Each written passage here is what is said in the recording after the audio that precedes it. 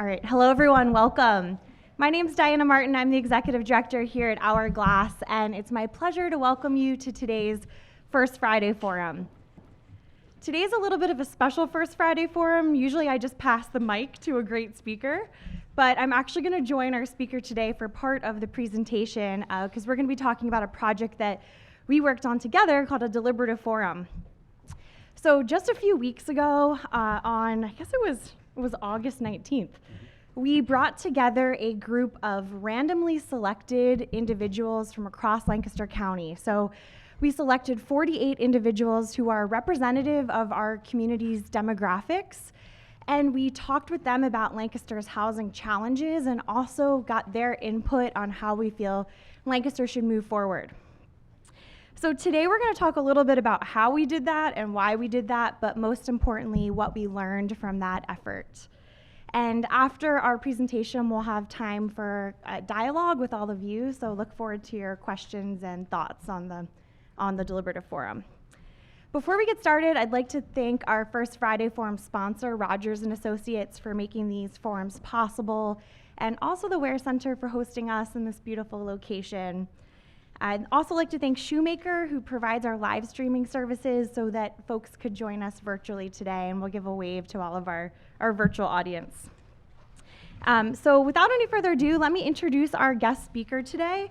Today I'm joined by Dr. Stephen Medvic. He's the director of the Center for Politics and Public Affairs at Franklin and Marshall College. He actually has a much fancier title than that, so I'll let him give the whole title.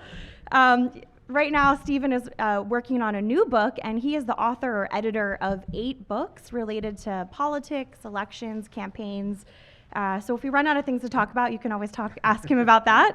And really, not only has Stephen been an excellent partner on this project, F&M offers a lot of expertise that allowed us to do this deliberative forum.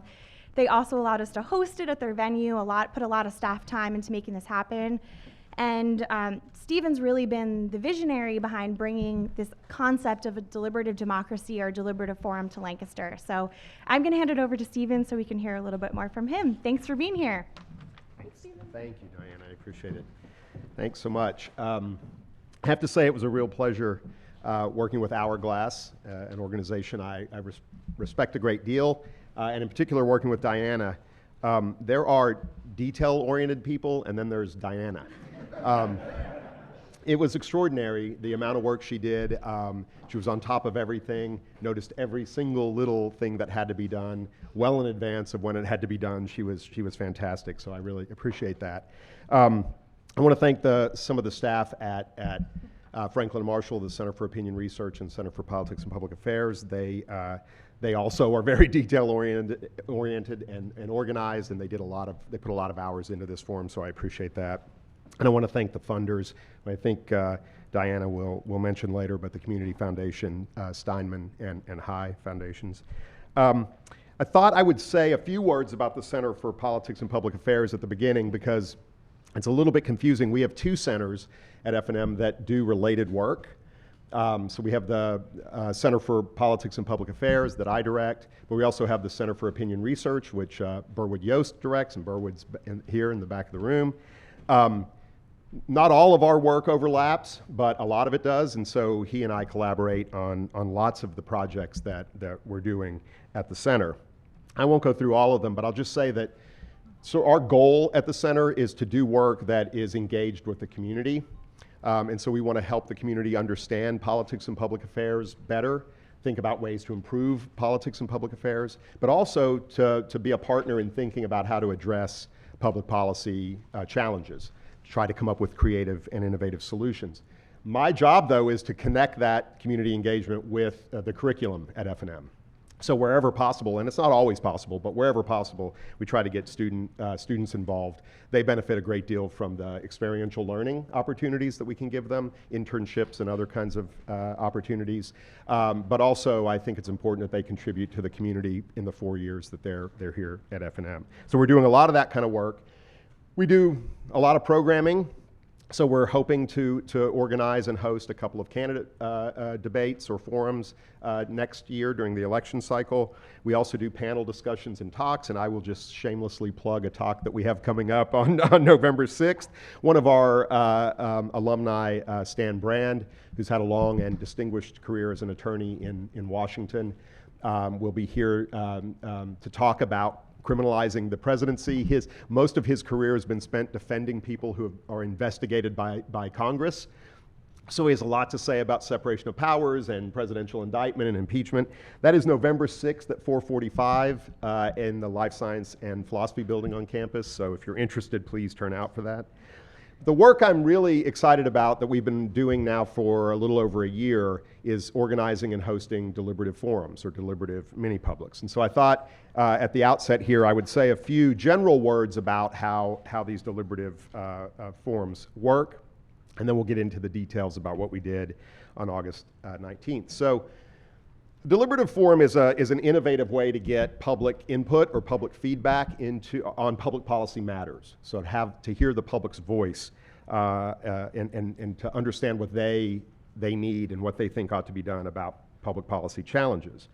These forums are rooted in theories of deliberative democracy, and I promise I won't say much about theory, but I'm a professor and we're kind of contractually obligated to speak theoretically anytime we speak in public. So I'll just say that these theories of deliberative democracy think that or argue that collective decision making is better and it's more legitimate when there's deliberation.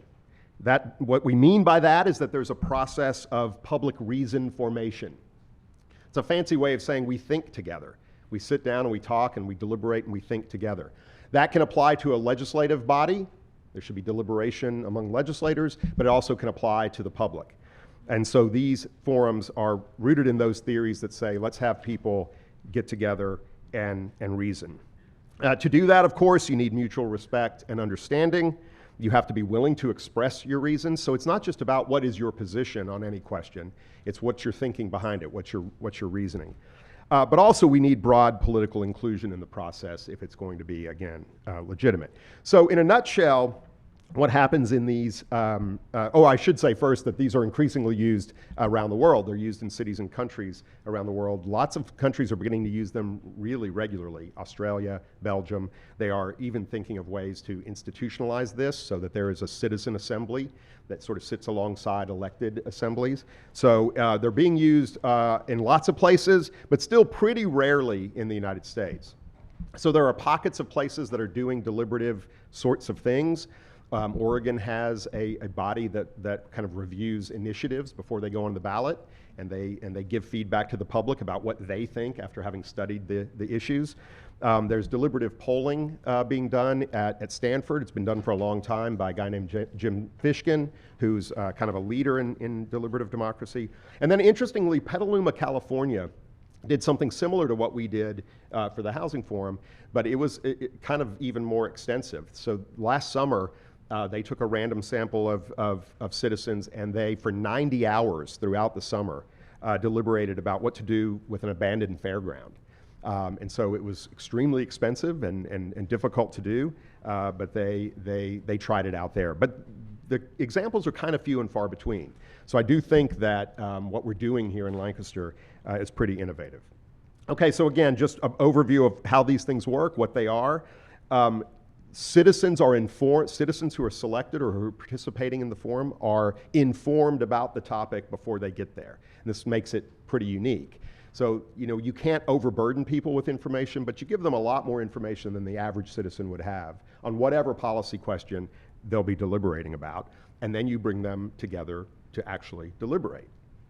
There are three sort of essential features of these forums. So the first, as has been said a couple of times already, it's a randomly selected but representative group of citizens. And so this is why we sometimes call them mini publics, because demographically it looks like the broader public, just in microcosm. The informational feature is also essential. So we provide a briefing document, it's usually about 20 pages of unbiased, nonpartisan facts, basically, about the topic at hand. In our case, we give that to the participants 2 weeks in advance. That briefing document is shaped in collaboration with experts. And so subject area experts, which I'm not one, so I'm not a housing expert. I'm usually not an expert in the policy area that we're holding a forum on. I just know how to run the process. But we have experts on hand who help us develop those briefing documents and are there at the forum to answer questions that participants might have. And then finally, there's the deliberative process itself. So when the participants get together to deliberate, it's done in small groups. It's guided by trained facilitators. And that's really important because the facilitators know to try to pull the reasoning out of the participants, not just their opinions. Okay, so I'll turn it over to Diana to talk about why we chose housing, and then we can get into the results. Thanks, Stephen. So it might not be a mystery why we wanted to do our forum on housing. I think a lot of people, mostly people, especially people in this room, know that Lancaster is struggling with a number of housing issues as we are across the state and across the nation. I'm just gonna pull out a couple facts to set the stage about why we were interested in the topic of housing.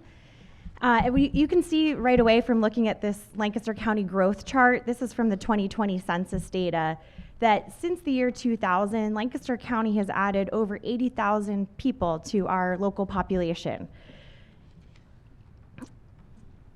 And as Lancaster County grows, we need to have more housing units for all the people that live here. And one thing that we learned in this process that was pretty interesting, I think there's a little bit of a myth that we're just growing because people are moving into Lancaster, which people are because it's a wonderful place to live.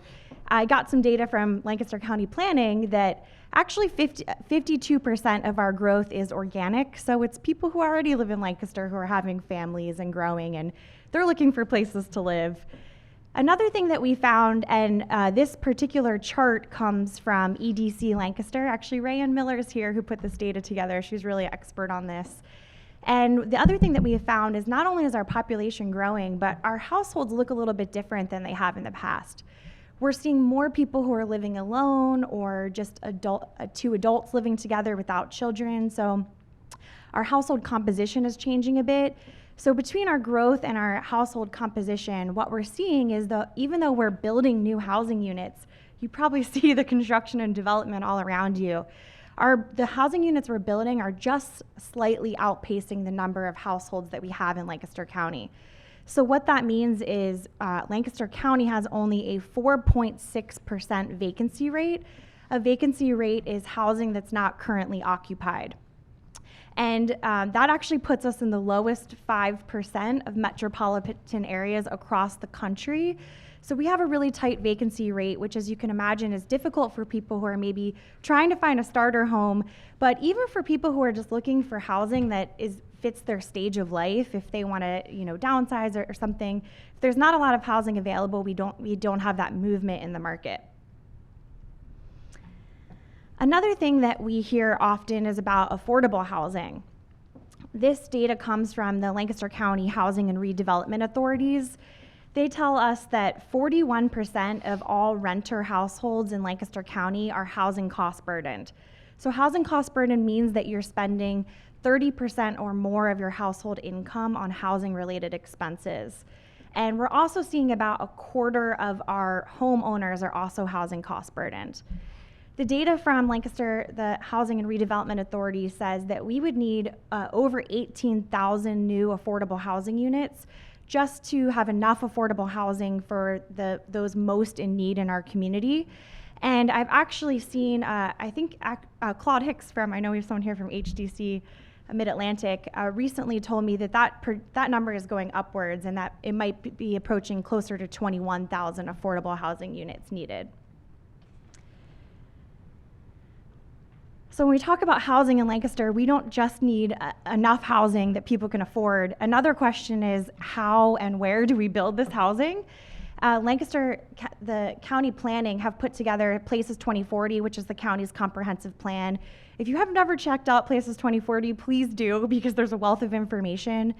When they were putting together that comprehensive plan, they went and they talked to people all across the community, and people in our community said that one of the things that they care about is that Lancaster has farmland and natural lands. There's all these things that really make our community special, and we want to protect and preserve those things.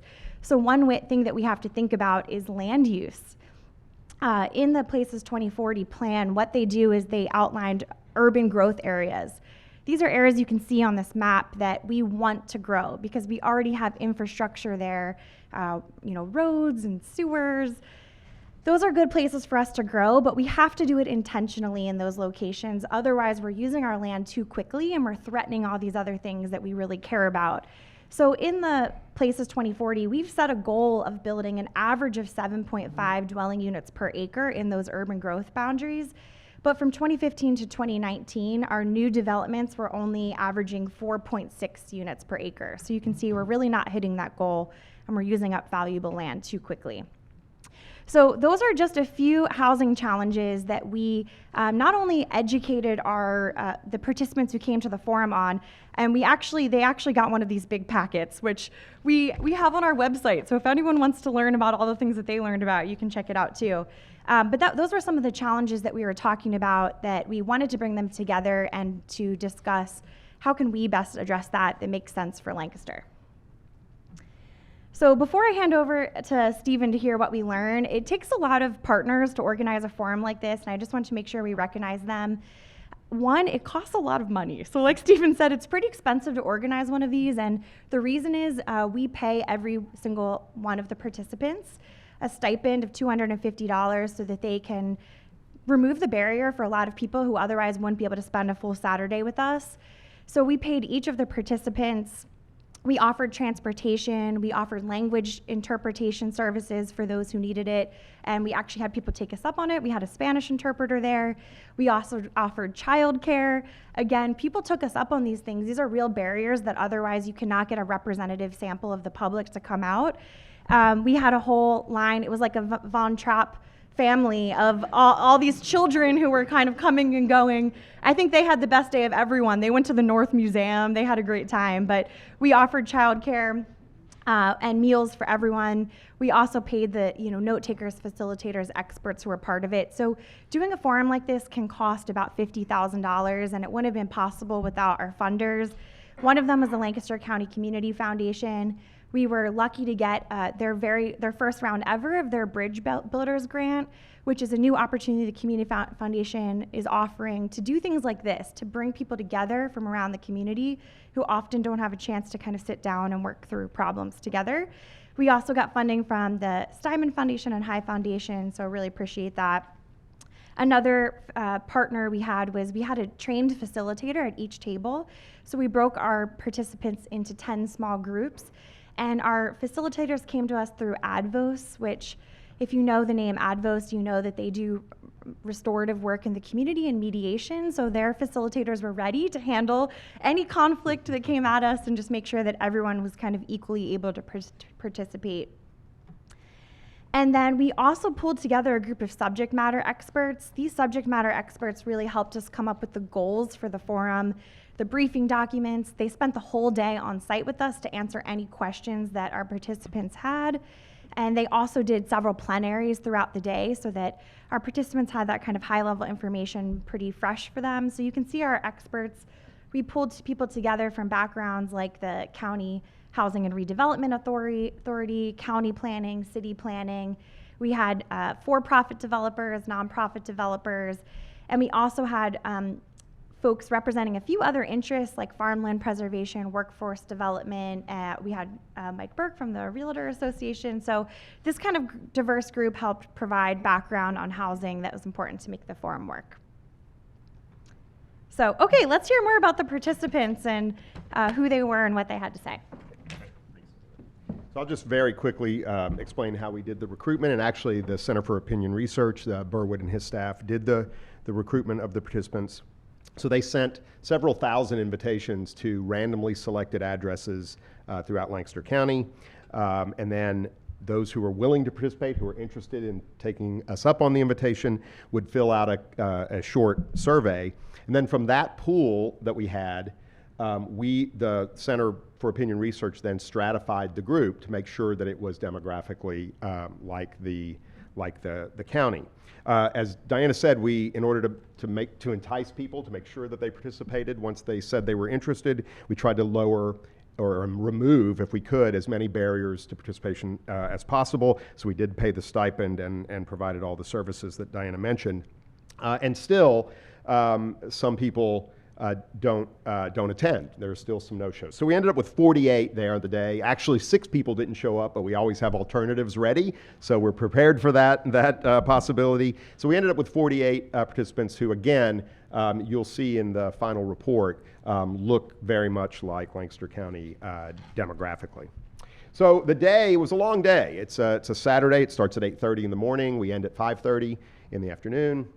And there are 4 sessions, 4 deliberative sessions throughout the day. So the first session of the day was on, just in general, the state of county housing. So really just talking about needs and priorities, trying to sort of get people oriented, get them sharing ideas with each other. And what was really fascinating was that right off the bat, immediately, the need for affordable housing came up. And so that wasn't prompted by us. The whole day wasn't focused on affordable housing. It was one session, the third session in the afternoon. And not much in the materials in that first session even referenced affordable housing, but just immediately people talked about it. And there was a lot of anxiety that people shared about displacement, worried that people would lose their homes or not be able to afford a rent, or even that they wouldn't be able to stay in the county, that it was getting too expensive to find housing in Lancaster County. We talked about growth in the county, and there were concerns about increased traffic, not surprisingly, but also concerns about changing the identity. So much growth might change the identity of Lancaster County, and so you heard several times people say things like, we don't want to be like Philadelphia, or we don't want to be like Los Angeles. So I don't think that's a threat anytime soon, but this is what they have in mind about a huge population center. They also drew a connection between transportation and housing. Again, they did that unprompted by us. It came up again and again and again. Transportation and its role in housing and its connection to housing came up throughout the day. There were other priorities. Some participants prioritized farmland preservation and others. And then there were also other concerns like, well, if we build more housing, what does that do to schools? What kind of pressure does that put on existing infrastructure? So then we moved into the second session of the day, which was how do we increase the housing supply? Different options, different solutions to that challenge. And the participants started by thinking about, well, where should housing policy decisions be made? Does it make sense to make them kind of at the county level or more regionally or at the local level? And while participants realized that there's some benefit to sort of a bigger area and planning and coordinating in a bigger area, they still, for the most part, thought housing decisions had to be made really locally at the township or borough level because each area is unique. At least that's what they thought. The benefits of housing regulations, of zoning and other rules about housing, they recognized, but they also said, surely we can streamline or simplify approval processes for new developments, and they called for more flexibility with respect to regulations. And then in terms of the density goals, participants were pretty enamored by the idea of adaptive reuse or infill development, so that came up quite a bit. They thought, well, let's take what we've already developed and sort of redevelop it for this purpose. But they also really like the idea of mixed-use, multifamily buildings along major transportation corridors. At one point in the day, somebody said, I would like it to feel like a village, right? So if we have retail and doctor's offices in the buildings where there's also apartments, that would be great. There was concern about how tall those buildings might get, so people kind of pretty regularly said, well, we don't want high rises, but we definitely need some multifamily buildings.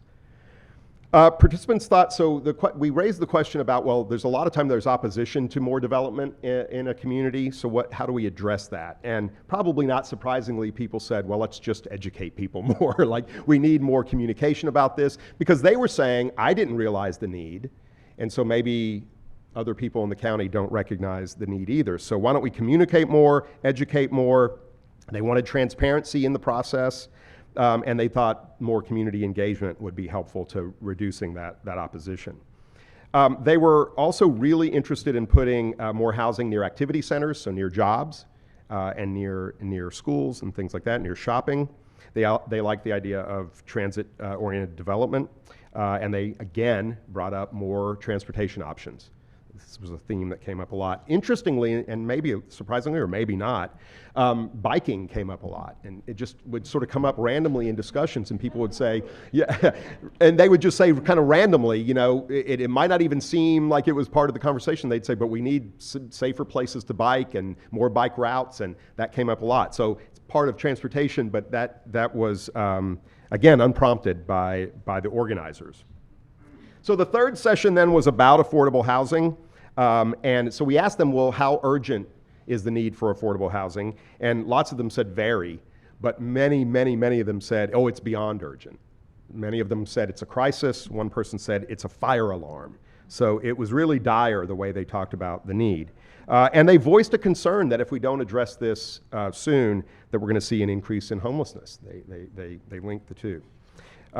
Participants felt that the opposition to affordable housing in communities is often because of stereotypes and stigmas. So there was a presentation at one of the plenaries about the profile of people who need and use affordable housing, and a lot of the participants said, I didn't realize that they work full time, and so they said we need to, again, it's an education issue. We need to educate people to reduce those stereotypes. And the stigmas. They did think their assessment was that often the opposition is because of concern about public safety, so they thought that had to be addressed sort of head on. We raised the possibility, or one of the options that they considered was government subsidies, either paid directly to people who needed assistance or to developers to develop more affordable housing. And this was popular among some participants and not at all popular among others. So, you know, this was a point of contention. It was civil, of course, but there was real disagreement here. So some people liked subsidies, some people didn't. What was widely popular was tax incentives for developers to build more affordable housing. So that was a very popular idea. What was really widely unpopular were fees. They didn't want fees. So there were some suggestions of, well, could we take a portion of real estate taxes and apply that to supporting affordable housing? And they didn't like it. The sense, I think, was that felt like nickel and diming people, right? And they didn't really want to do that. The idea of non-monetary incentives for developers, so things like reducing parking requirements for affordable housing units, that was really popular. And there was considerable interest in inclusionary zoning, but people were not quite clear about exactly how that might work. So they were intrigued, but not sure about it. And then rent control was, you know, all options were on the table, so rent control was discussed. This was probably the most controversial. There were a number of people who said some form of rent control is probably necessary. Lots of other people who said, we don't like that idea at all. Okay, so then in the fourth session, this is when they did their work. We asked them to give us priorities and strategies and benchmarks. We asked each table to give us 3 of each. Or at least 3 of each. And we made clear that they did not have to reach consensus. I think that's a really important part of this process, is that sometimes people feel pressured to agree even if they don't, and we don't want that. We don't want to force a false consensus. If there's consensus, that's great. And really their mindset ought to be, let's try to find consensus. But if they can't find it, that's okay. So when they reported out, they would sometimes say, not everybody at the table agreed that these were the 3 priorities. But in general, it seemed like there was consensus at the tables. So the top priorities, all 10 tables said that among the top 3 priorities, affordable housing. And in fact, 9 of the 10 tables, I think, listed it first. We didn't ask them to rank order, but they listed it first, which suggests maybe it was the top priority. Safe, accessible, and fair housing was mentioned by 8 tables, as was housing near jobs, schools, activity centers. And then it kind of drops off. So then we have no more than 5 tables who mention environmental protection as a top priority or preservation of community character. 4 tables mention preserving farmland. When we get to the strategies, here there's a little less kind of agreement. There were more options, and so they were a little bit more varied. But the top choice, the top strategy was infill development. adaptive reuse. 7 tables mentioned that. 5 tables mentioned mixed-use multifamily buildings in metro areas and urban growth areas. 4 then tables each said educating the public about the stigma of affordable housing or increased government subsidies for affordable housing. And 3 tables mentioned tax incentives for developing affordable housing. So you can see a theme, right? It kept coming up in a lot of the strategies that people mentioned. They also mentioned, 3 tables mentioned increasing density. I put on here that 2 tables said we should have municipal supervisors participate in a deliberative forum on housing. I wholly endorse that recommendation, and if anybody wants to organize one of these, we're happy to do it. I think that's a great idea. And then the benchmarks. This is, I think, a little bit of a heavier lift, trying to figure out how do we measure our success, and we gave them a timeline by 2040. And so again, there was a lot more variation here, not only in the kinds of benchmarks they mentioned, but maybe the specific targets. So they were all over the map on percentages, what percentage increase in the vacancy rate do they want. But they mentioned reducing the number of cost-burdened renters or homeowners. 6 tables mentioned that. So that was a thing they wanted to monitor and wanted to measure. 4 tables mentioned increasing vacancy rates, and again, by various numbers. So some said relatively low percentage, and some said sort of wildly high vacancy rate. 4 tables mentioned increasing just affordable housing units, again, in general or by some specific amount. And then 3 tables said increasing dwelling units per acre, so trying to meet those density goals. And then there were just a whole range of other kinds of benchmarks offered. So at the end of the day, we had students who were note takers at each table, and they took copious notes, and then we could do some textual analysis. Actually, Burwood did the textual analysis, and there's a couple of different ways that analysis was done, but I think this is most illustrative of what we learned, which again, not surprisingly, this is the most commonly used phrases. So not just words, but phrases, and you can see what jumps out, right? Affordable housing. It doesn't tell you what people said about that. It just says affordable housing, affordable housing, affordable housing. It's mentioned all the time. But if you look at some of the other phrases that were used pretty regularly, public transportation pops out, right? So that jumps out as something people talked about. Tax incentives, rent control is mentioned there, but again, because it was controversial, so it was talked about.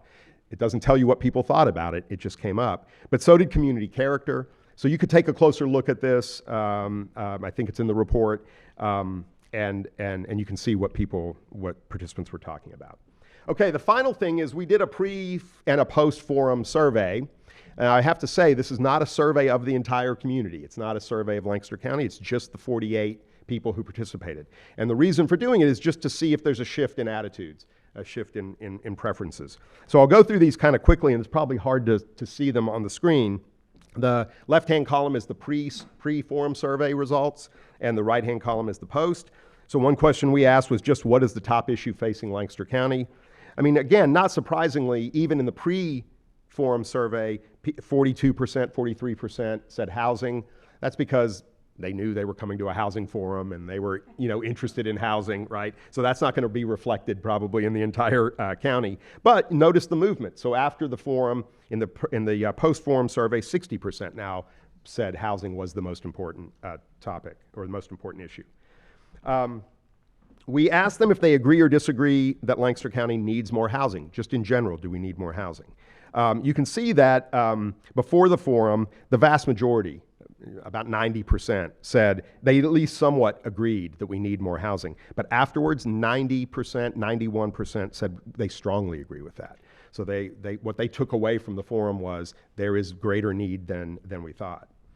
We asked if they favored or opposed building more housing in their area.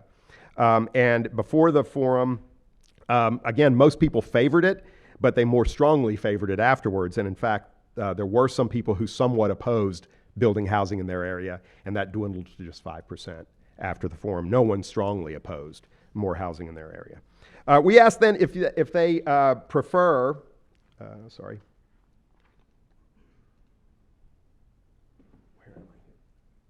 Yeah, so we asked them if they prefer to live in a community where houses are larger and farther apart, but that schools, stores, restaurants are several miles away, or would they rather be in a community where the houses are smaller and closer together, but the schools, stores, and restaurants are within walking distance?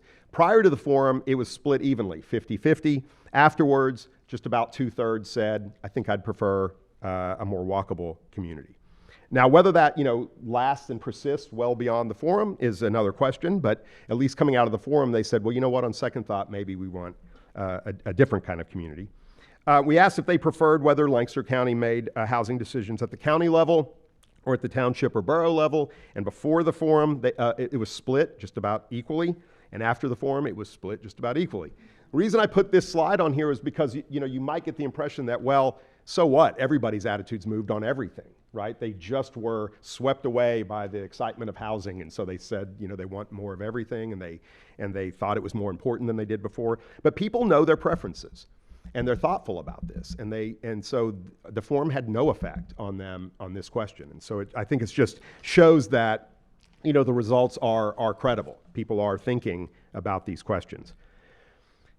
We asked then about affordable housing. How much is affordable housing a problem for Lancaster? Again, people recognized it as a problem. Ahead of time, 76% said it's a major problem, but afterwards, 93% said it was a major problem, and no one said it wasn't a problem. Right? They said at least it's a minor problem. And then we asked, well, do you favor or oppose building affordable housing? Not just housing, but affordable housing in your area. And you can see that beforehand, again, the majority still said, sure, I favor it, but that support was much stronger afterwards. So 2/3 said they strongly favor building affordable housing in their area, and opposition really shrank, right? So no one strongly opposed it any longer after the forum, and only 2.5%, which, keep in mind, these are small numbers, right? We're talking about 48 people, so that's probably a person, right? That maybe two. But still, you can see the trend. You can see the movement in people's attitudes about that. Then we asked them their top 3 goals. And so the numbers here are the percentage for each goal the percentage of people who put that in their top 3, right? It doesn't tell you much about the rank order exactly, but it tells you what percentage thought that should be in the top 3.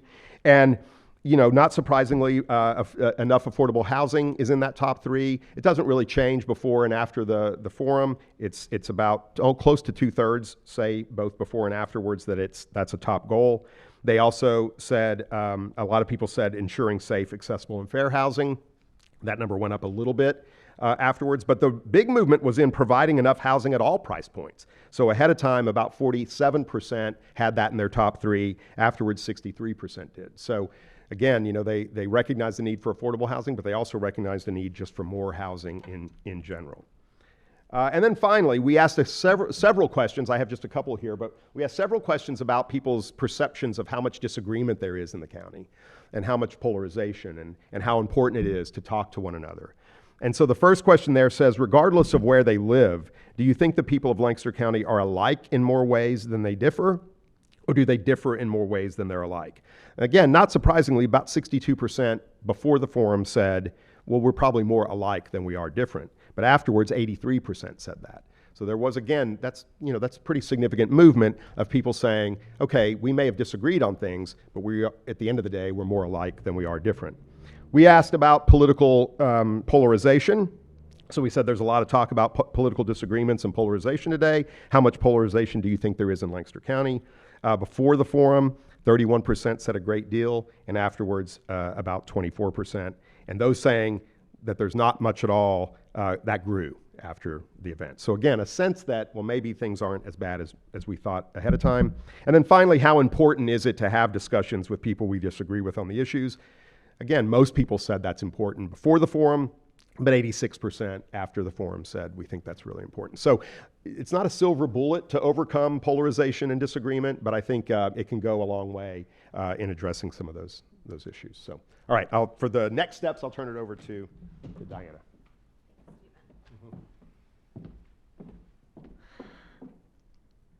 Okay, so what's next? Well, you're at the world debut today of our deliberative forum results. So thanks for being here. This is the first day we're really releasing this information. And we actually have a report that talks about these results in a lot more detail. I have a copy for you all. Actually, I'm going to tap Liz at some point. she'll hand them out to you. I didn't want to give them when you were coming in the door because I figured you would look and you would have all the information and you wouldn't have to listen to us. But yeah, you can take one of those reports with you that details this. And that report is also available for anyone who's watching at hourglasslancaster.org/housing.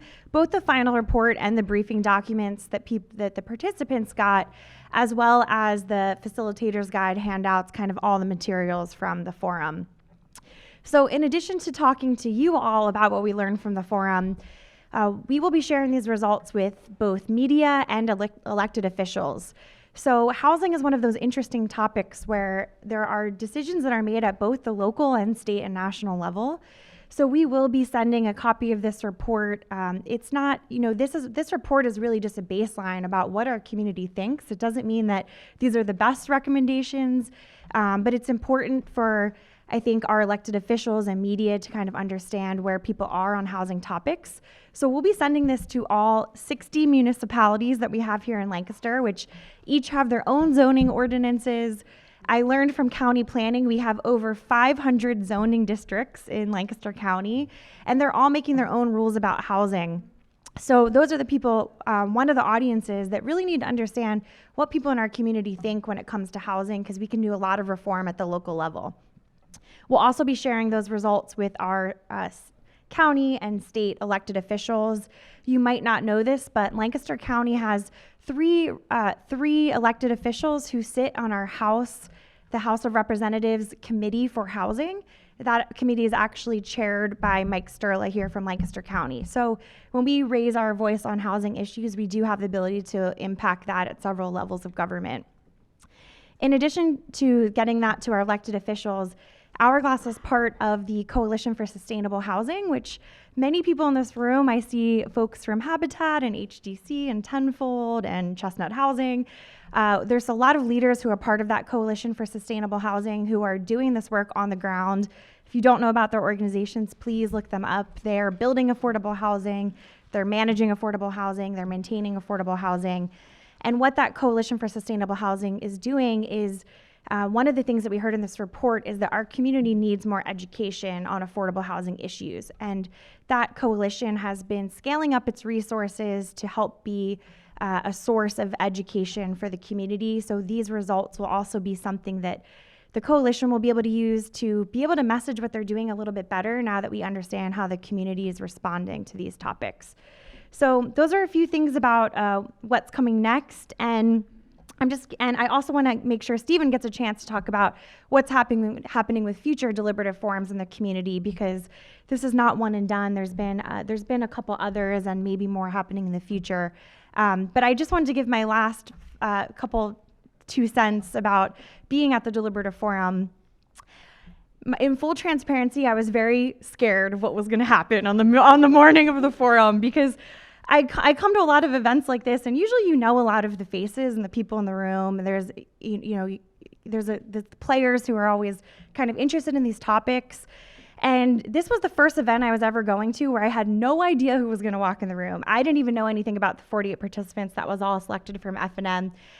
48 people walked in the door, and I did not know a single one of them. I think it was the first event I've ever gone to where I truly did not know anyone. And part of me was, concerned that there was just going to be someone there's a couple issues that are contentious. We heard from our experts that density can be contentious, affordable housing can be contentious. And, I was visualizing all the scenarios of the forum. I was picturing, there's going to be someone really disruptive, and what are we going to do with this person? I'm going to need security. Well, I didn't need security.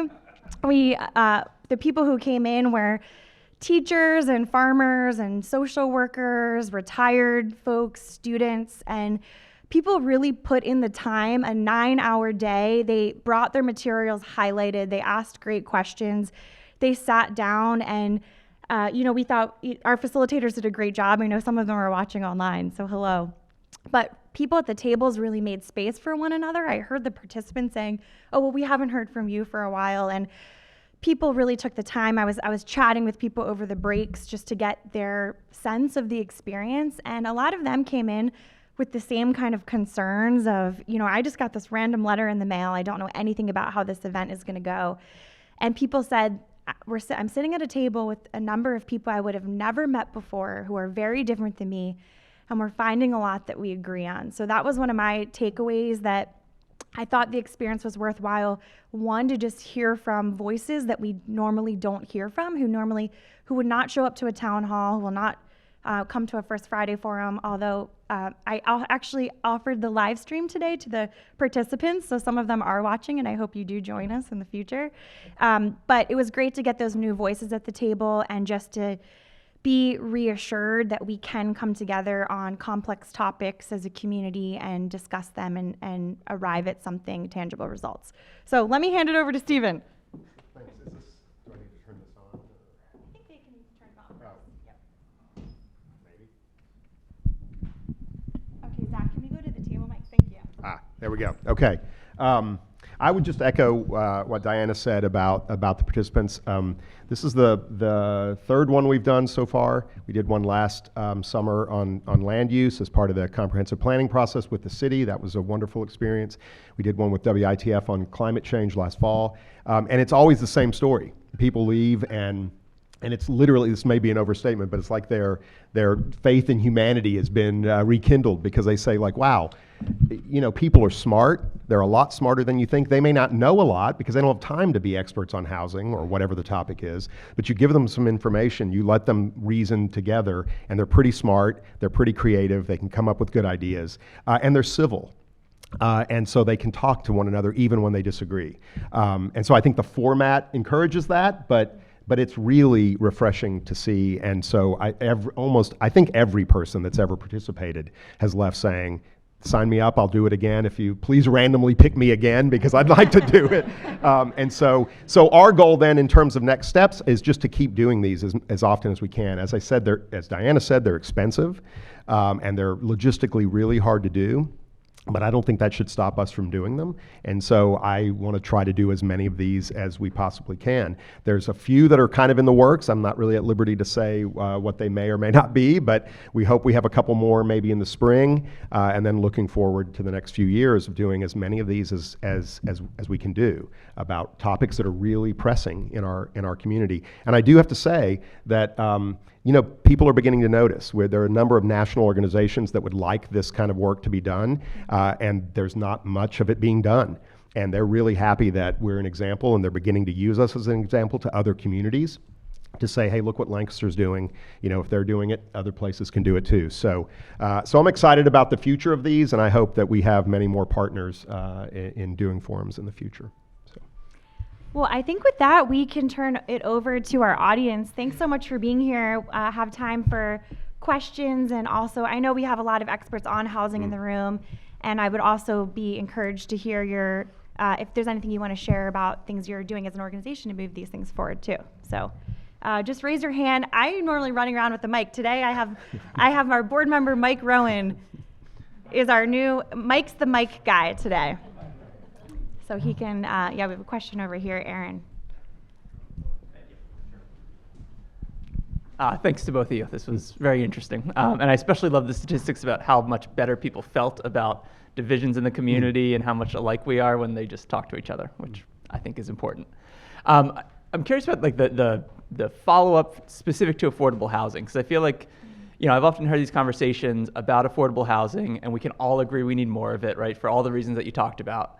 But then it's like when it comes time to talking about the costs, it's like nobody agrees on anything, right? And it's like, long term, if we just have more housing, that should push the pricing down and hopefully make it more affordable. But in the near term, there's a cost to it. Either the government needs to raise real estate taxes, which everybody gets upset about, right? Or there need to be some kind of incentives for developers, which have a cost as well, sometimes more tangible than others. And it's like, it seems like people tend to gravitate towards the solution that entails the cost that they just can't really see, right? Rather than something more explicit. So I guess my question is like, how do you follow up on that? Is this deliberative forum a good structure to follow up on that, where the question is, how do we actually pay for affordable housing? Or is it more, okay, let's turn this over to the elected officials now that we know that it's a priority, and make them come up with something that people will be upset with them about? I actually had a chance. I mentioned that Mike Sterla is the chair of the House Housing Committee. He wasn't able to be here today, so I had a chance to send him this report and get some of his thoughts in advance. And just to put that statistic in perspective, I shared a little bit of Lancaster's affordable housing needs. He sent me some statistics of as far as from a state perspective. He said Pennsylvania needs approximately 235,000 affordable housing units to meet our need across the state. And if we're talking about, and we have a number of affordable housing developers in the room, or if we're talking about $300,000 or $350,000 per unit cost, by his estimate, Pennsylvania has about an $80 billion affordable housing challenge in front of us. And you can imagine the elected officials also can't wave a magic wand and solve that issue. They don't have $80 billion to put towards housing. And one thing that he said is that this is an area where we're definitely looking for a lot of public-private partnership.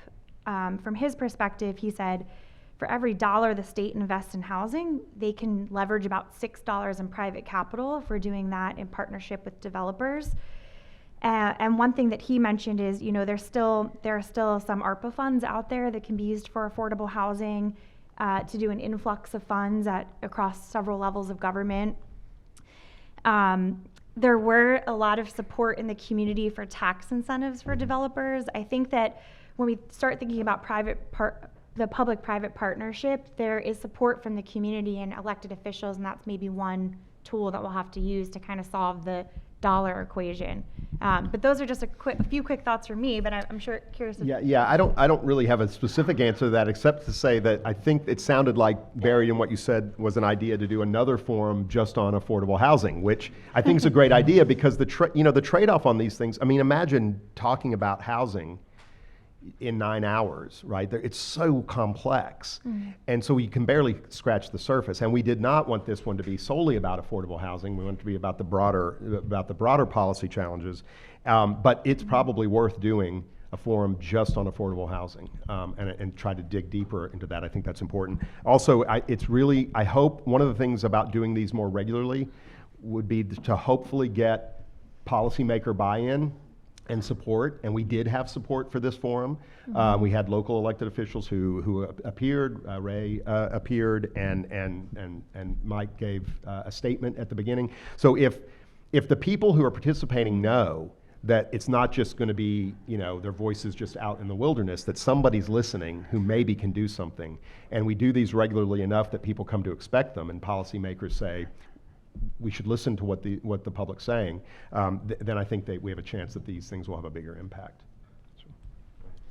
I'm Chris Kennedy. I am a consultant that helped put together Lancaster City's age-friendly plan with 4 projects. One of them is focused on housing.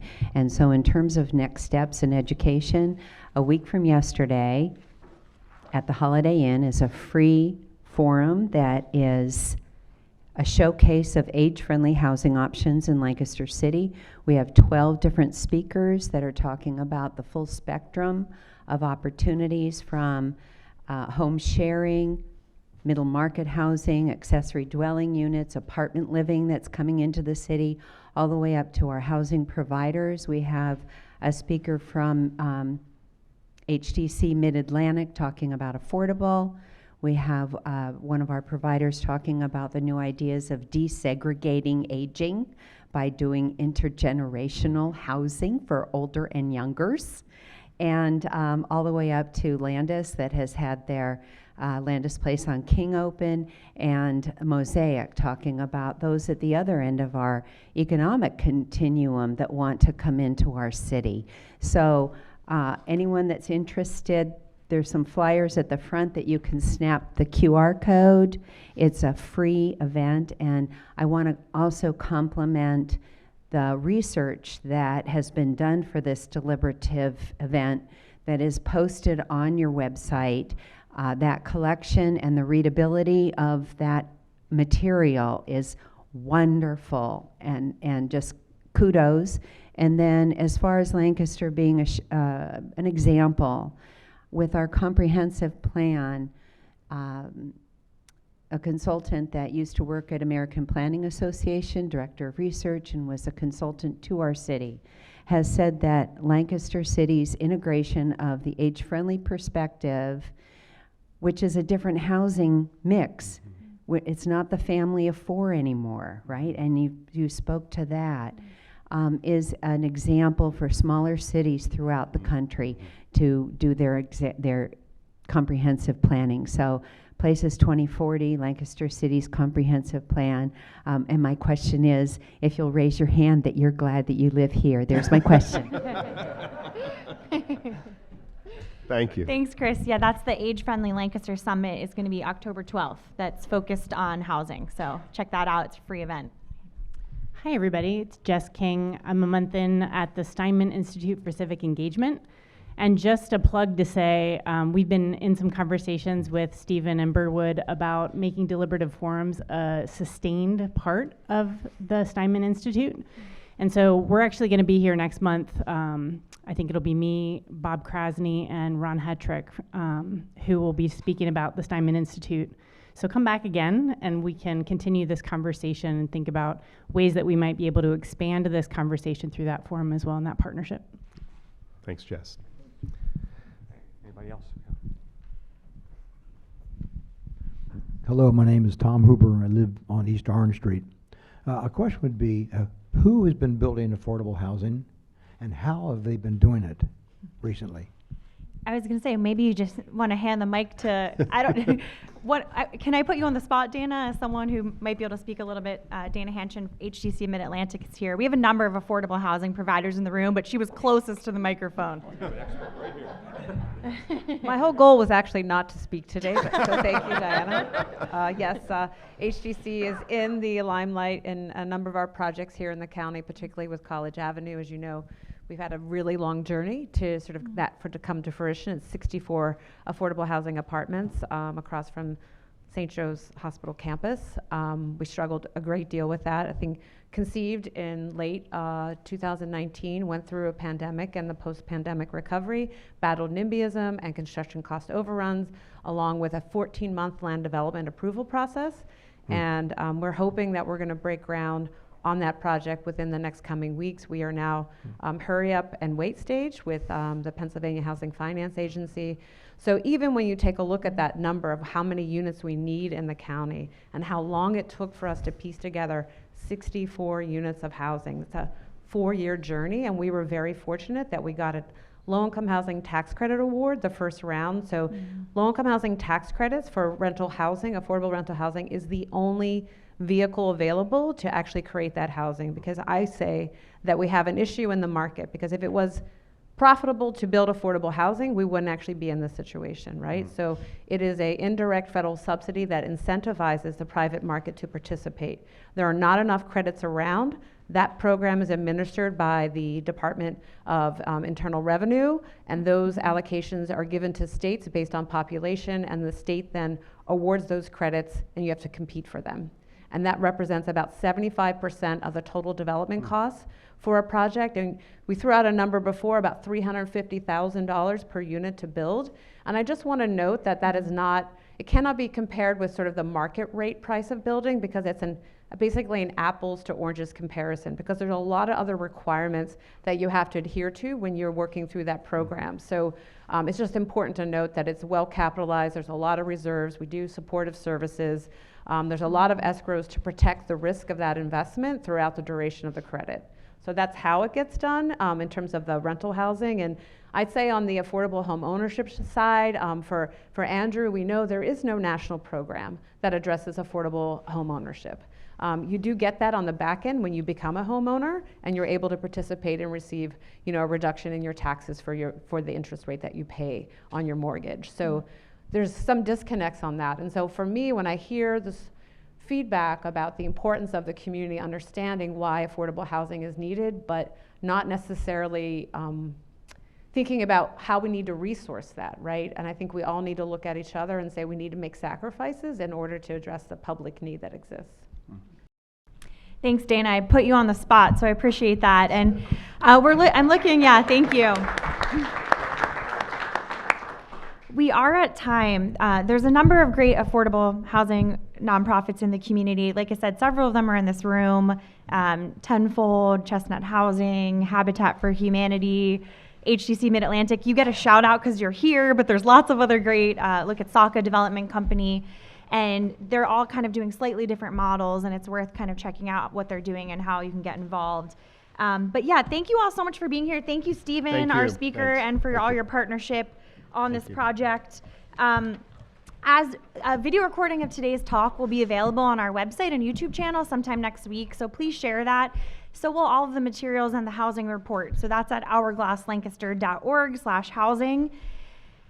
Our next First Friday Forum, like Jess mentioned, we will be back here on November 3rd. We'll be hearing from the leaders of LNP and WITF and all about the new Steinman Institute for Civic Engagement.